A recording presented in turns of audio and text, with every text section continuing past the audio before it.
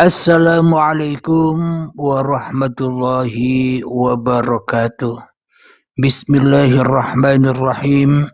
Ashhadu an la ilaha illallah wa ashhadu anna Muhammadar Rasulullah. Allahumma salli ala sayyidina Muhammad wa ala ali sayyidina Muhammad. Rabbi shrah li sadri wa yassir li amri wahlul 'uqdatam min lisani yafqahu qawli. Amin. Bismillahirrahmanirrahim. Salam hormatku, salam ta'zimku selalu buat para sahabat-sahabatku tercinta, baik yang ada di dalam ataupun yang ada di luar negeri. Semoga kita semua senantiasa selalu di dalam lindungan Allah Subhanahu wa taala, dan semoga melimpah berkah di dalam ibadah puasanya. Minyak apa deh? Bar gede tempe serak. Alhamdulillahirabbil alamin. Suara agak serak, mohon dimaafkan. Habis ngimami sholat tarawih barusan. Bismillahirrahmanirrahim. Di tanggal 3 Maret 2025 ini kita akan mengkaji berbuka dengan Allah. Memang kelihatannya aneh, berbuka kok dengan Allah. Selama ini yang manusia pahami kan berbuka dengan makanan dan minuman. Tapi kenapa di sini berbuka dengan Allah? Alhamdulillahirabbil alamin. Makna dari puasa itu sendiri yakni puasakan kehadiran dirimu di hatimu. Puasakan kewujudan dirimu di hatimu. Puasakan keberadaanmu di hatimu. Puasakan kehendak yang ada di hati. Jadi maknanya puasa adalah membersihkan diri kita, membersihkan hidup yang kita sangka sebagai hidup kita, membersihkan raga yang seolah-olah telah lama kita sangka bahwa raga ini adalah milik kita, sehingga suci bersih dari keakuan diri kita, suci bersih dari ego, dari hawa nafsu kita, bersih dari kedagingan diri kita. Kedagingan itu versinya saudara kita umat Kristen, yakni hawa nafsu. Itulah yang dimaksud kedagingan. Maknanya manusia masih merasa bahwa dirinya adalah diri manusianya.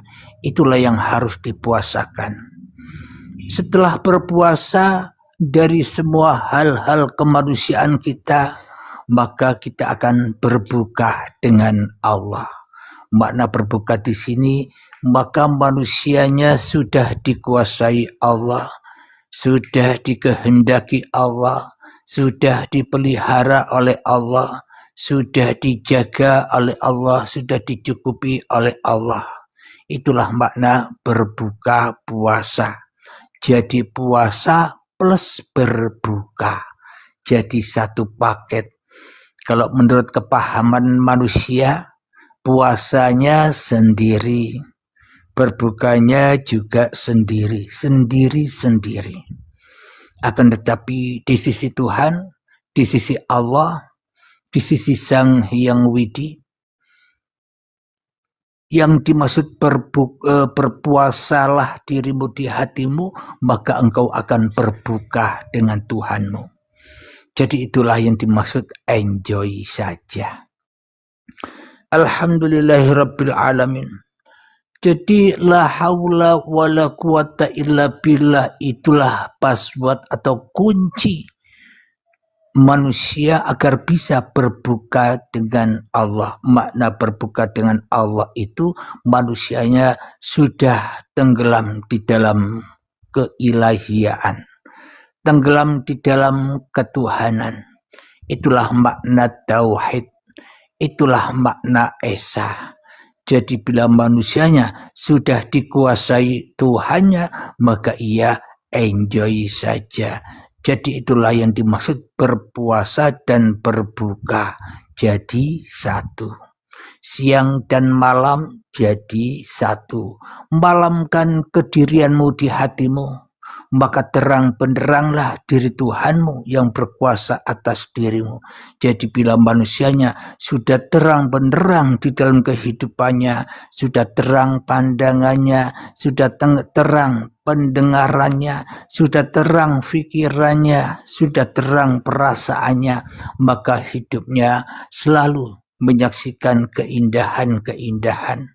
Berbagai macam warna-warni kehidupan ia pandang dengan kebahagiaan, dengan ketenangan, dengan kedamaian, dengan toleransi. Karena sudah enjoy di dalam penglihatannya, sudah enjoy di dalam pendengarannya, sudah enjoy di dalam pikirannya, sudah enjoy di dalam perasaannya. Kenapa? Karena manusia sesungguhnya tidak punya apa-apa, enjoy saja dengan apa yang sudah digelar oleh Tuhan. Itulah yang dimaksud kata bahasa Jawa gulung, menggulung diri, dilipat kemanusiaannya, digelapkan kemanusiaannya, dihancurkan kemanusiaannya. Itulah yang dimaksud kiamat itu, datangnya hari kiamat. Plus ketika datangnya hari kiamat itu, maka di situ pula ada hari pertanggungjawaban, hari pembalasan, hari hisab. Jadi makna hari pembalasan itu menurut kemanusiaan itu datangnya nanti. Tapi menurut Allah hari pembalasan itu, hari pertanggungjawaban itu adanya sekarang. Coba kita hayati hari pertanggungjawaban, hari hisab itu. Contoh, ketika diriku di hatiku masih ada Abdul Halimnya, masih ada kemanusiaannya, pasti di dalam pikiranku untuk menjalani kehidupan ini banyak yang harus diraih.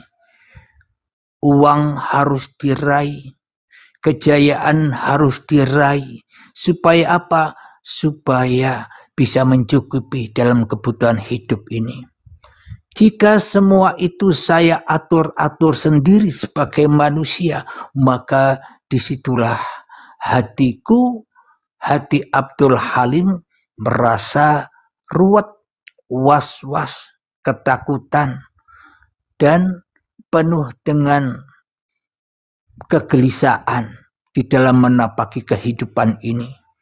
Karena seolah-olah hanya Abdul Halim saja, hanya diriku yang bisa bertanggung jawab atas kehidupanku dan keluargaku.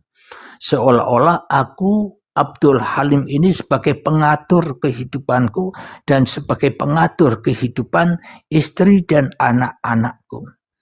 Jadi disitulah bila aku merasa bisa mengatur-ngatur diriku sendiri, maka balasannya apa? Rasa khawatir. Langsung dibalas dengan rasa ketakutan. Langsung dibalas dengan rasa kekecewaan. Langsung dibalas dengan rasa kekhawatiran.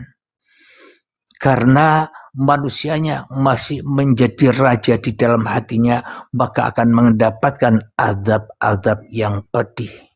Maknanya selalu ketakutan di dalam menapaki kehidupan di dunia ini. Namun ketika Abdul Halim ini sudah memasrahkan semua urusan Abdul Halim kepada Tuhan yang mengurus Abdul Halim, menyerahkan semua urusan istri atau anak-anak kepada Tuhan yang menjadi penguasa istri dan anak-anak saya, maka balasannya, hisabnya, saya Abdul Halim jadi enjoy. Kenapa? Ada Tuhan yang mengurusiku. Kenapa? Ada Tuhan yang mengurus istri dan anak-anakku. Jadi enjoy saja, itulah balasannya. Jadi hari pembalasan, hari perhitungan, hari hisab itu datangnya saat ini ketika manusianya masih ada, bukan nanti ketika manusianya tidak ada. Memang manusia telah lama puluhan tahun dibisik-bisiki oleh setan, dibisik-bisiki oleh hawa nafsunya, seolah-olah manusia ini tidak akan mati. Ketika sudah meninggal dunia di dalam kuburan, manusia tidak mau mati. Manusianya masih hidup terus. Apa buktinya? Ada pertanyaan kubur, ada siksa kubur, berarti kan manusianya hidup. Mana ada siksa itu datang kepada orang mati. Siksa itu datang hanya kepada orang yang hidup, orang yang merasa dirinya hidup. Itulah siksa. Kemudian di alam barzah, kemudian menunggu hari kiamat. Manusianya menunggu hari kebangkitan, yaumul hisab, memasuki siratal mustaqim, neraka, surga, seolah-olah semua alam-alam itu dihuni oleh manusia. Seolah-olah alam-alam itu membuat manusianya hidup terus, tidak mau mati. Maka salahnya sendiri, minta hidup terus. Ia ditakut-takuti dengan perkara-perkara yang gaib. Ditakut-takuti dengan perkara kematian. Ditakut-takuti dengan perkara pertanyaan kubur. Ditakut-takuti dengan perkara siksa kubur. Ditakut-takuti dengan perkara alam barzah dan sebagainya. Manusia ditakut-takuti dengan alam yang dihayal-hayalkannya. Padahal itu semua alam hayalan manusia. Tidak ada itu besok. Adanya sekarang ketika manusianya masih ada. Itu menurut Allah, menurut Tuhan, menurut Allah. Jadi hari pembalasan, hari pertanggungjawaban itu tergantung hati kita. Hati kita rela, ridho, mau kembali kepada Tuhan, atau kita tidak rela, tidak ridho bila hati kita kembali kepada Tuhan. Alias kita hanya rela dan ridho kembali kepada hawa nafsu dewe-dewe. Pasti imbasnya, pasti hari pertanggungjawabannya ya ditanggung oleh manusia. Azabnya ditanggung oleh manusia. Ketakutannya ditanggung oleh manusia. Siksanya ditanggung oleh manusia. Penderitaannya ditanggung oleh manusia. Rasa khawatirnya ditanggung oleh manusia. Ketakutannya ditanggung oleh manusia karena salahnya sendiri, tidak mau datang kepada Tuhannya. Namun bagi manusia yang sudah mempersembahkan dirinya kepada Tuhannya, maka hidupnya akan tenang, akan enjoy, akan damai, akan makmur, akan bahagia. Tidak memandang lagi perbedaan-perbedaan di antara kita. Tidak memandang perbedaan-perbedaan antara iman kita dengan iman orang lain. Tidak memandang lagi perbedaan agama kita dengan agama orang lain.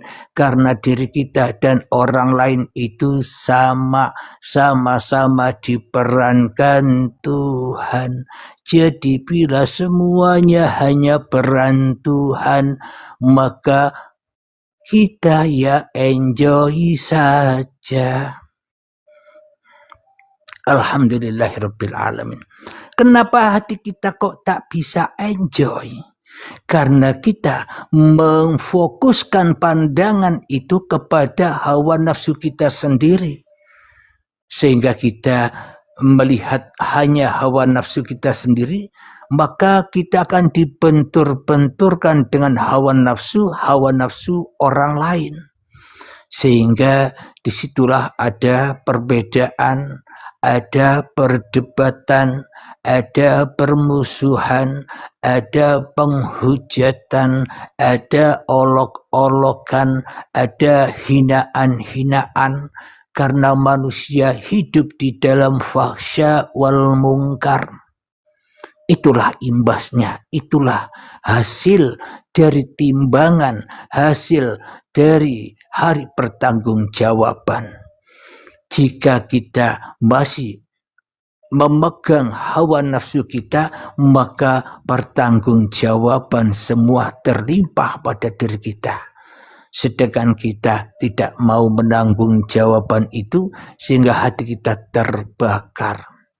Jadi hari hisab, hari pertanggungjawaban, ya ketika manusianya sudah datang kepada Tuhannya, sudah dijamah oleh Tuhannya, sudah dikuasai oleh Tuhannya, sudah dihidupi oleh Tuhannya, sudah dicukupi oleh Tuhannya, sehingga manusianya enjoy saja.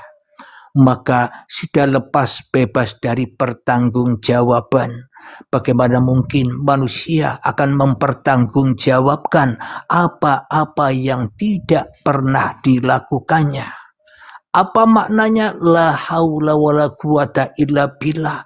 Bagaimana mungkin manusia bisa bertanggung jawab atas apa yang sudah dikuasai oleh Tuhan terhadap diri manusia itu sendiri? Maka manusianya ya enjoy saja. Jadi sesuai dengan ayat, ya ayyatuhan nafsul mutmainnah, wahai jiwa-jiwa yang tenang, wahai jiwa-jiwa yang makmur, wahai jiwa-jiwa yang berada di sisi Tuhan, wahai jiwa-jiwa yang berbahagia, wahai jiwa-jiwa yang enjoy. Caranya bagaimana? Caranya adalah hanya satu jalan, irji'i ila rabbiki radiyatan mardiyah. Kembalilah kepada Tuhanmu dengan rela dan ridho. Apa yang dikembalikan? Hidup bukan hidupmu, kembalikan. Apa yang akan dikembalikan? Badan bukan ciptaanmu, kembalikan. Karena hidup dan badan itu dohir batinnya Allah, dohir batinnya Tuhan. Tapi selama ini sudah puluhan tahun kita sudah jadi Tuhan, merasa punya sifat dohir batin. Padahal bagaimana mungkin yang tidak ada punya sifat? Yang adalah yang punya sifat. Punya sifat wujud, sifat hidup, sifat bisa melihat, mendengar, merasakan. Itu semua sifat-sifatnya Tuhan yang wujud, yang ada. Sedang manusia tidak ada alias goib. Maka yang tidak ada ini enjoy saja, karena tidak akan pernah mempertanggungjawabkan apa-apa yang bukan miliknya. Jadi Allah sendirilah yang mempertanggungjawabkan, karena Allah punya sifat wenang, sifat jais, sifat sakar PDW. Itulah sifat enjoy. Apa maunya sendiri, tidak ada yang menyalah-nyalahkan. Kenapa kok tidak ada yang menyalah-nyalahkan? Wong yang ada ya Allah sendiri. Allah menciptakan langit, tidak ada yang menyalahkan. Allah menciptakan bumi, tidak ada yang menyalahkan. Allah menciptakan orang yang taat, ya tidak ada yang menyalahkan. Allah menciptakan orang yang bermaksiat, ya tidak ada yang menyalahkan. Kenapa? Karena yang ada hanya Allah. Namun ketika yang ada masih diri manusianya, pasti menyalah-nyalahkan Tuhan. Tuhan selalu disalah-salahkan. Kenapa? Karena Tuhan bagi manusia goib. Tuhan bagi manusia tidak ada. Tuhan bagi manusia tidak wujud. Tuhan bagi manusia tidak hidup. hidup, Tuhan bagi manusia tak kuasa, Tuhan bagi manusia tak bisa melihat, tak bisa mendengar, tak bisa berkata-kata. Kenapa? Karena sifat-sifat Tuhan telah dirampas yang tidak ada, sehingga yang tidak ada menjadi ada, berasa hidup, berasa wujud, berasa berkuasa. Itulah realitanya. Karena kita selama ini memahami agama hanya tulisan-tulisan saja. Memahami Tuhan hanya ikut-ikutan saja. Memahami iman hanya ikut-ikutan orang-orang yang dulu. Jadi tentang agama dan Tuhan carilah sendiri. Cari sendiri, pahami sendiri, agar kita tahu hakikat iman itu yang bagaimana. Hakikat iman itu adalah iman kepada Tuhan, maka tidak mungkin manusianya yang ada. Bila iman kepada Tuhan, maka Tuhanlah yang ada. Itulah yang dimaksud iman. Bila yang ada hanya Allah, yang berkuasa hanya Allah, yang bergerak hanya Allah, karena tak sebiji darah pun bisa bergerak tanpa izin Allah, berarti semua pergerakan yang ada di alam semesta ini, berarti semua pergerakan yang ada pada manusia, berarti pergerakan yang ada pada hayawan, berarti pergerakan yang ada pada tumbuhan, semuanya pergerakan Tuhan. Di dalam ayat Innallaha ala kulli syai'in qadir, sesungguhnya Allah berkuasa atas segala sesuatu. Inilah yang dimaksud berbuka dengan Allah, berbuka dengan Tuhan, berbuka dengan Allah. Hidup enjoy selalu di dalam Tuhan. Hidup enjoy selalu di dalam Allah. Karena di dalam Allah lah alam semesta ini hidup. Bila tanpa Tuhan, maka alam semesta takkan pernah ada. Tanpa Tuhan, kita takkan pernah mengenal bahwa diri kita adalah manusia. Dengan Tuhanlah maka tergelarlah manusia kita. Dengan Tuhanlah maka tergelarlah alam semesta ini. Itulah gedung-gedung ketuhanan, gedung-gedung keilahian, gedung-gedung pagelaran Tuhan. Inilah yang saya maksud berbuka dengan Allah. Namun bila kita masih membedakan antara kita dengan Tuhan, berarti yang ada masih diri manusianya. Itulah yang dimaksud hati yang mati. Kelihatannya manusia itu hidup, tapi sebenarnya di sisi Tuhan manusia itu telah mati. Hatinya keras melebihi kerasnya batu, sehingga dikubur di tanah yang berupa badan ini. Ketika dikubur di dalam tanah yang berupa badan ini, ketika tidak beriman, ia disiksa terus. Hatinya ditakut-takuti dengan perkara apa-apa yang dicintainya. Ditakut-takuti dengan dunia, ditakut-takuti dengan kerugian, ditakut-takuti dengan kesedihan, penderitaan, dan akhirnya puncaknya ditakut-takuti dengan kematian. Itulah puncak-puncaknya rasa takut manusia adalah hal kematian. Karena manusia tidak mau mati. Manusia seolah-olah ingin jadi Tuhan terus, maka ya jadi hantu terus, bergentayangan di muka bumi, bergentayangan di uang, bergentayangan di amal-amal ibadah, bergentayangan di harta, bergentayangan di pangkat-pangkatnya, bergentayangan di zikir-zikirnya. Manusia ingin hidup terus, maka Tuhannya pun mati. bagi manusia itu. Kenapa? Karena Tuhannya sudah melepaskan. Karena manusianya ingin jadi Tuhan, yo karep-karepmu kono.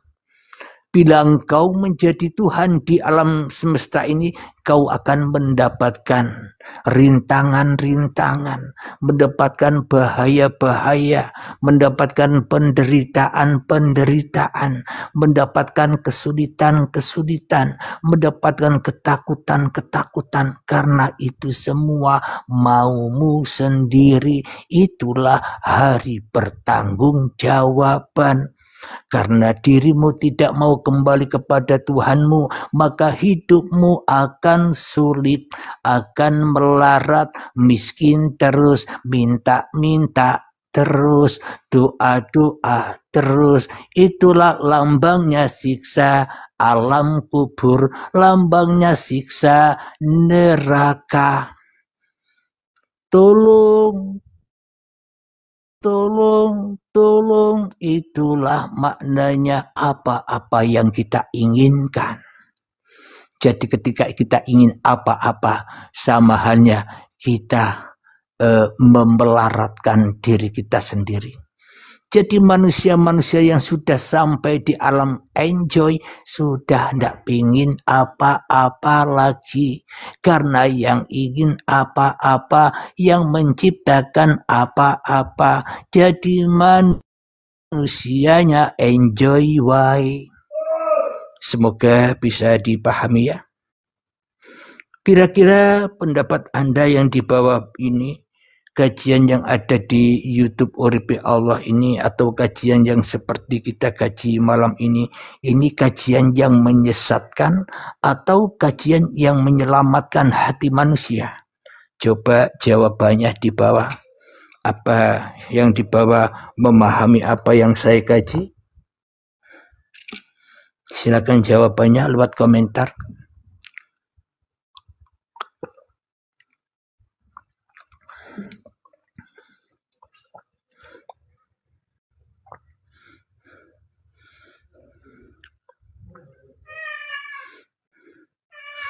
Kok tidak ada yang menjawab? Apa ketiduran? Al-Fakir menyelamatkan manusia, alhamdulillah. Yang lainnya? Ajib, alhamdulillah. Kalau memang kajian-kajian di Uripi Allah ini menyesatkan manusia atau tidak menyelamatkan manusia, ya saya sudahi kajian-kajian seperti ini. Saya tidak akan kaji-kaji lagi bila ini kajian yang hanya menyesatkan manusia dari jalan Tuhan saja. Alhamdulillah. Kak Ipa hadir, terima kasih. Alhamdulillahirabbil alamin. Itulah makna berbuka dengan Allah. Enjoy saja. Apa yang dimaui Allah jangan dilawan. Terima saja apa adanya. Biar apa? Biar tidak panas. Dihujat orang, dihina orang, direndahkan orang, terima saja, nikmati saja, enjoy saja. Uang semua itu suara Tuhan, suara dari Tuhan. Nikmati saja dengan senyuman, hadapi dengan senyuman. Semua yang terjadi biar terjadi. Hadapi dengan tenang jiwa, semua kan baik-baik saja. Semuanya itu baik. Kenapa? Karena hanya Tuhan yang memerankan manusia. Itulah Tuhan yang maha baik, Tuhan yang maha agung, Tuhan yang maha sempurna dengan segala ciptaan-ciptaannya. Jadi bagi orang yang sudah enjoy, tidak bisa lagi ditipu, tidak bisa lagi dibujuki, tidak bisa lagi digoroi, tidak bisa lagi dikelabui. Karena hanya orang atau hanya manusia yang merasa dirinya sebagai manusia, itulah yang gampang dibodohi, gampang dipengaruhi, gampang dibohongi. Kenapa? Karena yang dipandang ya manusia. Bila manusianya masih merasa dirinya sebagai manusia, pasti yang dipandang yang manusia, sama dengan hatinya. Itulah cermin. Bila di dalam hatimu masih wujud manusia, pasti yang kau saksikan ya wujud manusia. Ya wujud makhluk, wujud hayawan, wujud tumbuhan, langit, bumi, dan sebagainya. Namun bila sudah di makom enjoy saja, maka semuanya di dalam enjoy-nya Tuhan itu sendiri. Menampilkan apa-apa yang kita saksikan, kita mah enjoy saja. Tenang wae. Karena kita sudah menyaksikan panggung sandiwara Tuhan itu sendiri. Maka ayatnya fadkhuli fi ibadi, itulah makna dari sebuah pengabdian. Itulah makna dari sebuah ibadah. Itulah makna daripada persembahan. Jadi bila manusianya sudah kembali pulang ke rahmatnya Tuhan, maka manusia yang sudah enjoy itu disebut almarhum. Jadi manusia mati, matinya mati syahid. Tapi kalau manusia masih merasa dirinya sebagai manusia, matinya mati sangit, mati gosong, mati terbakar, mati tersiksa di dalam carut marut kehidupan ini. Ya tidak, abangku? Alhamdulillahirabbil alamin. Itulah cara berbuka dengan Allah. Maknanya ikuti saja apa yang sudah diperankan pada masing-masing diri kita.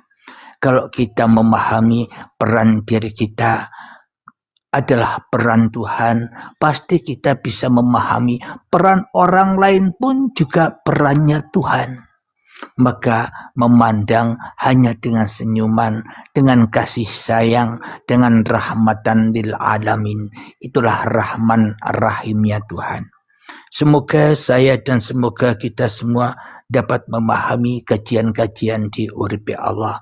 Bagi sahabat-sahabat yang baru bergabung di channel ini, bila ingin mengetahui kajian tentang syahadat, tentang sholat, tentang zakat, tentang puasa, atau tentang apapun, tulis saja di YouTube apa yang Anda mau. Contoh berpuasa. Anda ingin tahu apa sih berpuasa itu, tulis atau ketik di YouTube puasa, dilanjutkan dengan ketik Uripi Allah. Jadi puasa Uripi Allah, maka akan ketemu dengan kajian tentang puasa di channel Uripi Allah. Tentang ibadah ditambahi Uripi Allah. Jadi ibadah Uripi Allah, nanti ketemu bahasan tentang ibadah versi kajian YouTube Uripi Allah. Begitu caranya, sahabat. Dan semoga saya dan kita semua senantiasa selalu di dalam rahmat Allah. Bagi manusia-manusia yang sudah kembali kepada Allah, itulah namanya almarhum.